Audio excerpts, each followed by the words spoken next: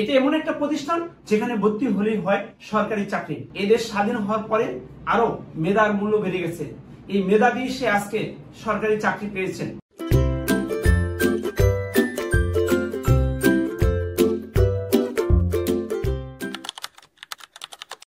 আসসালামু আলাইকুম, hello viewers, সবাই কেমন আছেন?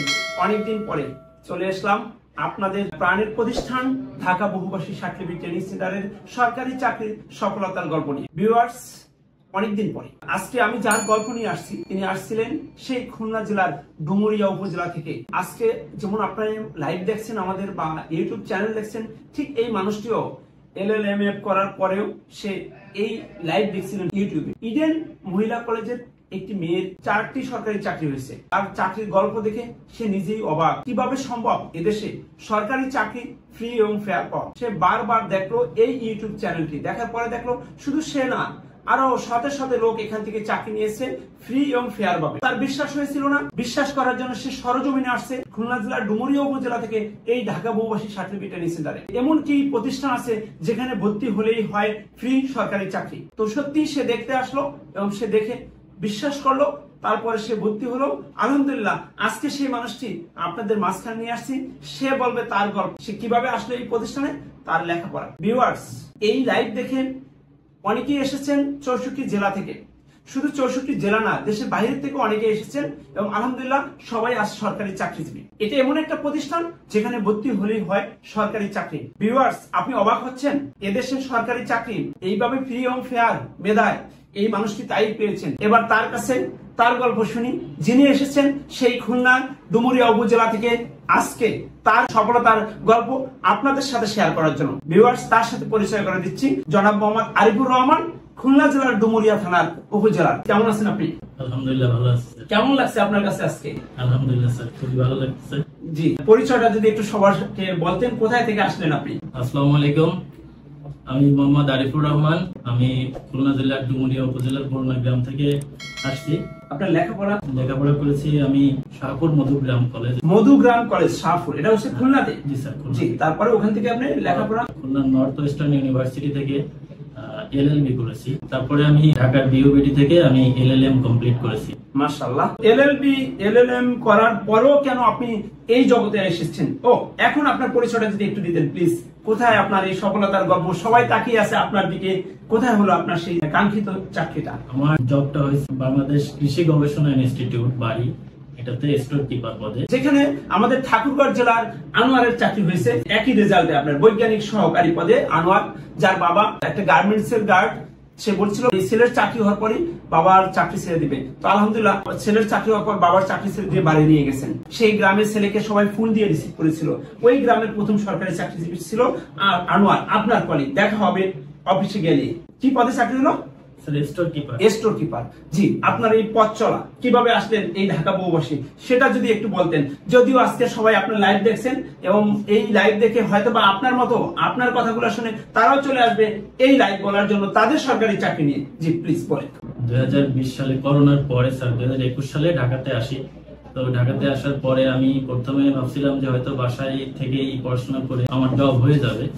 আমি বাসায় থেকে পড়াশোনা করছি 2023 সালের লাস্ট পর্যন্ত। স্যার অনেকগুলা রিটেন টিকছিলাম। রিটেন টিকার পরে আমি প্র্যাকটিক্যাল যতগুলো দিয়েছি প্রত্যেকটাতেই ফেল করছি। পরবর্তীতে আমি এখানকার অ্যাড্রেস পাই আমি ইউটিউবে দেখে। এতে আসলে বলে রাখি যে আমি বিবাহিত, আমার ওয়াইফ, এটাতে আমি ওর সাথে ডিসকাস করি। তো ও আমাকে এটার পরামর্শ দিয়েছে যে এখানে ঢাকা বহুভাষী। জি স্যার, এই সিদ্ধান্তটা নেই যে তাহলে এখন আমি তো বারবার প্র্যাকটিক্যালি ফেল করতেছি, এখন কি করা। তখন ও পরবর্তীতে ও ফেসবুক বা ইউটিউবে এগুলো দেখলো এবং খোঁজখবর নিল। পরবর্তীতে ও আমাকে বললো যে তুমি এখানে ভর্তি হও। এর আগে রিটেনের পড়াশোনা কমপ্লিট ছিল এক প্রকার, ধরা যায় আমি যেহেতু কয়েকটাতে পাস করছিলাম। তো এখানে এসে প্র্যাকটিক্যালটা আর কি আমি এটার উপরে বেশি গুরুত্ব দিয়েছি। এবং পরবর্তীতে এটা আসলে স্টোর কিপার পোস্ট হইলেও সাধারণত এই পোস্টে প্র্যাকটিক্যাল নেয় না, কিন্তু এরা নিছিল। আর আপনি সেখানে আলহামদুলিল্লাহ পাস করছেন। এই প্রতিষ্ঠানে এসে আপনার প্র্যাকটিক্যাল পরীক্ষা এটাই কি প্রথম ছিল? এখানে আসার পরে আরো কয়েকটাতে দিয়েছি, যেমন স্যার আপনার ড্যামে দিয়েছি। আচ্ছা আচ্ছা, ফেল করছেন, প্র্যাকটিক্যাল করছি, প্রথম পাস করছেন না? হ্যাঁ, এটাই প্রথম ছিল, এটাই প্রথম প্র্যাকটিক্যাল পাস করা, এবং সেটাই কিন্তু তার চাকরিটা হয়ে গেল। প্র্যাকটিক্যাল পাস করার পর এটা আমি যতগুলা ভাইবা দিয়েছি এটা সবার লাস্টে রেজাল্ট দিয়েছি আর কি, সবার লাস্টে রেজাল্ট দিয়েছে, লাস্টে দেখ আর যাই হোক, কিন্তু আলহামদুলিল্লাহ সে সফল, প্র্যাকটিক্যাল পাস করলো, ভাইবা দিল, আলহামদুলিল্লাহ তার চাকরিটি হয়ে গেল। তো এই চাকরি হওয়ার পর আপনার কাছে কেমন লাগলো, বিশ্বাসটা কতটুকু বেড়ে গেল এই ঢাকা বউবাসীর প্রতি, সেটা যদি একটু বলতেন সবার জন্য। স্যার আসলে আমি স্যার প্রথমে ভাবছিলাম যে আমি হয়তো বাসায় থেকে প্র্যাকটিক্যালে পাস করে যেতে পারবো, কিন্তু আসলে ওইভাবে বাসায় হয় না। এখানে আসার পরে যে স্যার যে গাইডলাইনটা, যে আমি প্রথমে বাসায় থেকে মনে করতাম যে আমি হয়তো দিনে 2 বার যদি আমি টাইপ করি তাহলে হয়তো হয়ে যাবে, কিন্তু আসলে ব্যাপারটা এরকম না। টাইপটা তো স্যার মানে পড়াশোনা অন্তত প্রত্যেক দিন, যারা বিশেষ করে নতুন তাদের অন্তত প্রত্যেক দিন 5 থেকে 6 বার টাইপে বসতে হবে। এটা কি আপনি বাসায় করলে হবে নাকি এই ঢাকা বউবাসীর সার্টিফিকেট তার ল্যাবে করতে হবে?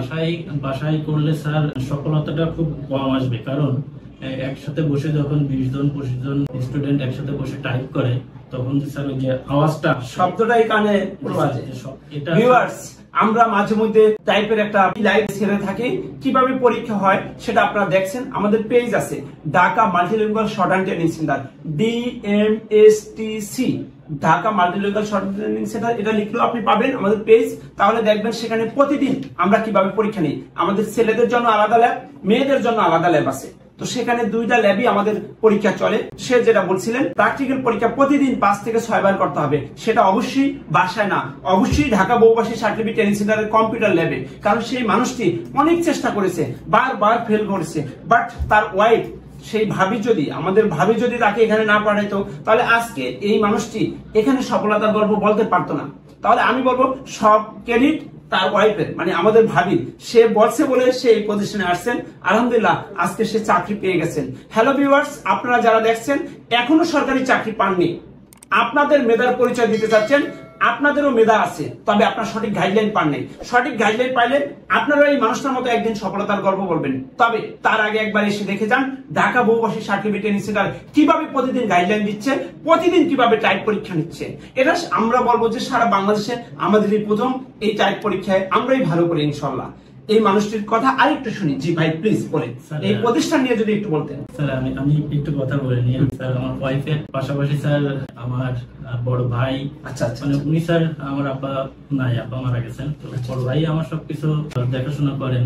আর আমার শ্বশুর, উনি খুব মানে স্যার এই পড়াশোনার ব্যাপারে যে কোথায় বড় ভাই, আপনার শ্বশুর এবং আমাদের ভাবি সবার সমান অধিকার নিয়ে, মানে তারা সবাই আপনাকে নিয়ে চেষ্টা করেছিল যে লেখাপড়া করলে চাকরি হবে, ফ্রি এবং ফেয়ার পাবে। তারা এই অনুপ্রেরণা দিয়েছে, আর সেই অনুপ্রেরণা নিয়েই আপনি আসছিলেন ঢাকা বউবাসী সার্টিফিকেট ট্রেনিং সেন্টারে। এবং এই ঢাকা বউবাসী সার্টিফিকেট ট্রেনিং সেন্টারের সঠিক গাইডলাইন নিয়েই কিন্তু আজকে আপনি এই সফলতার গল্প বলতেছেন নাকি? আরে ঢাকা বউবাসী কি যদি একটু এদেরকে বলতেন যে এরা যারা এখনো চাকরি পায়নি তারা কি চাকরি পাবে এখানে আসলে? আমি আশা করছি যে ইনশাল্লাহ এখানে যদি আপনারা আসেন আর ঠিক মতো যদি আপনারা এই গাইডলাইন গুলো ফলো করেন, ইনশাল্লাহ আপনারা এখান থেকে খালি হাতে কেউ ফিরবেন না। আপনারা যাদের বিশেষ করে অনার্স শেষ হয়ে গেছে আপনারা এখানে চলে আসতে পারেন।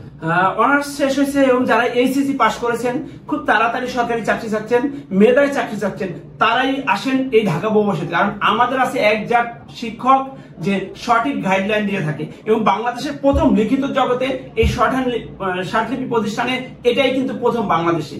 আলহামদুলিল্লাহ এখনো যেখানে চাকরি হয় বাংলাদেশে প্রথম হয়ে হয়, এবং ব্রিটেনে ঢাকা বউবাসী বেস্ট। এটা আমার কথা না, আপনারা জেনে দেখেন প্রতিদিন কিভাবে সরকারি চাকরি হচ্ছে। দেখেন এখানে একটা ব্যানার আছে আমাদের, আরে এই যে এখানে এরা সবাই জনশক্তিতে চাকরি পেয়েছে, এরা অনেকগুলো এই যে জনশক্তিতে চাকরি পেয়েছেন।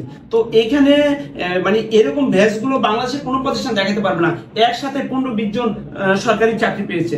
এই যে এই মেয়েটি প্রমিলা রায়, সে কিন্তু তার হাজব্যান্ডের গরু ছাগল পালছিল গ্রামে, সেই রেখে আসতে পরে 3টা সরকারি চাকরি পেয়েছে কুড়িগ্রাম থেকে এসে। তো আমাদের আরিফ পেয়েছে একটা চাকরি, ইনশাল্লাহ আপনারাও পাবেন যদি সঠিক গাইডলাইন পান। তবে এই সঠিক গাইডলাইনের জন্য এই আরিফের মতো ঢাকা বহুভাষী সার্টিফিকেট ট্রেনিং সেন্টার বিকল্প নেই। কি বলেন আরিফ? স্যার আমি যখন আসি আমার তো স্যার এজ শেষের দিকে চলে আসছিল, তো পরবর্তীতে যখন আমার 6 মাস বাকি থাকে আমি জানুয়ারি 24-এ এখানে ভর্তি হই। আপনাকে এসে আমি আমার সবকিছু খুলে বলি, বলার পরে আপনি বলছিলেন যে আপনার 6টা চাকরি হবে, মানে 6 মাস আমার বাকি ছিল। আচ্ছা, সেই জন্য বলছিলাম, আমি বলছিলাম যে 6 মাস সময় নিয়ে আসছিলেন, আমি বলছিলাম 6টা চাকরি হবে, মাত্র একটা চাকরি শুরু হলো, কিন্তু সেই একটা চাকরি নিয়ে সে বাড়ি চলে গেল, আর পরীক্ষা দিচ্ছে না। এখন থেকে ওইভাবে না, যদি মানে বেছে বেছে আর কি, সবগুলা দিব না, ভালো ভালো জায়গা দিবেন, এর চেয়ে উপরে গ্রেড। এদের জন্য কি বলার আছে যারা আপনার লাইভ দেখছেন? আপনার গ্রাম থেকে অনেকে দেখছেন। যে আপনারা যারা লাইভ দেখতেছেন, আপনাদের সবাইকে যারা বিশেষ করে সরকারি চাকরি ফ্রি এবং ফেয়ার সরকারি চাকরি ফ্রি এবং ফেয়ার খুঁজতেছেন, তাদেরকে ওয়েলকাম। কোথায় ওয়েলকাম? ডিএমএসটিসি তে, এই ঢাকা বহুভাষী সার্টিফিকেট ট্রেনিং সেন্টারে। এই যে দেখেন, দুর্যোগে একসাথে কতগুলো লোকের চাকরি পেয়েছে, আমাদের স্ক্রিনে একটার পর একটা আসতেছে, কতগুলো লোকের চাকরি পেয়েছে দুর্যোগ ও ত্রাণ অধিদপ্তরে। তো হ্যালো ভিউয়ার্স, আপনারা যারা দেখছেন আমাদের এই সরকারি চাকরির সফলতার গল্প, আশা করি আপনার গল্প নিয়ে একদিন বসবো এই টেবিলে, যেই দিন আপনিও পাবেন সরকারি চাকরি। তবে তার আগে দরকার সঠিক গাইডলাইন, সঠিক দিক নির্দেশনা। আর এই সঠিক গাইডলাইনের জন্য আসতে হবে ঢাকা বহুভাষী সার্টিফিকেট ট্রেনিং সেন্টারে। যদি ফ্রি এবং ফেয়ার একের অধিক সরকারি চাকরি চান, আপনার মেধা দিয়ে, আপনারও আছে মেধা, আপনিও পারবেন, আপনারও হবে সরকারি চাকরি।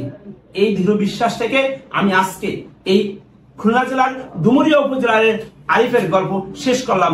আল্লাহ হাফেজ, সেই পর্যন্ত ভালো থাকবেন। হ্যালো ভিউয়ার্স, আমাদের কিন্তু কোনো শাখা নেই, আমাদের একটাই ঢাকা বহুভাষী সার্টিফিকেট, আমাদের কোনো শাখা নেই। তো আপনারা প্রতারিত হবেন না, ঢাকা বহুভাষীর কোনো শাখা নেই, এটা প্রথম আপনাদের মাথায় রাখতে হবে। এবং আমাদের এখানে থাকা খাওয়ার জন্য মেয়েদের জন্য আলাদা হোস্টেল আছে, ছেলেদের জন্য আলাদা হোস্টেল আছে, তবে 1 মাস আগে বুকিং দিয়ে আসতে হবে। আমাদের ফেসবুক এবং ইউটিউবে নাম্বার আছে, সেই নাম্বারে আপনি যোগাযোগ করতে পারেন। সেই পর্যন্ত ভালো থাকবেন এবং এসে বলবেন আমি এসেছি সেই খুলনা জেলার ডুমুরিয়া উপজেলার আরিফের সফলতার গল্প দেখে, যার ওয়াইফ, যার শ্বশুর, যার বড় ভাই পাঠিয়েছিলেন ঢাকা বহুভাষী সার্টিফিকেট ট্রেনিং সেন্টারে একটি সরকারি চাকরির জন্য। তো আলহামদুলিল্লাহ সেই একটি চাকরি নিয়ে ফিরে গেল, তবে আরো পরীক্ষা দিচ্ছে আরো ভালো পদে। তবে যদি আরো ভালো চাকরি হয়, আবারও হবে লাইভ, আপনাদের সাথে দেখা হবে। সেই পর্যন্ত ভালো থাকবেন। আল্লাহ হাফেজ, আসসালামু আলাইকুম।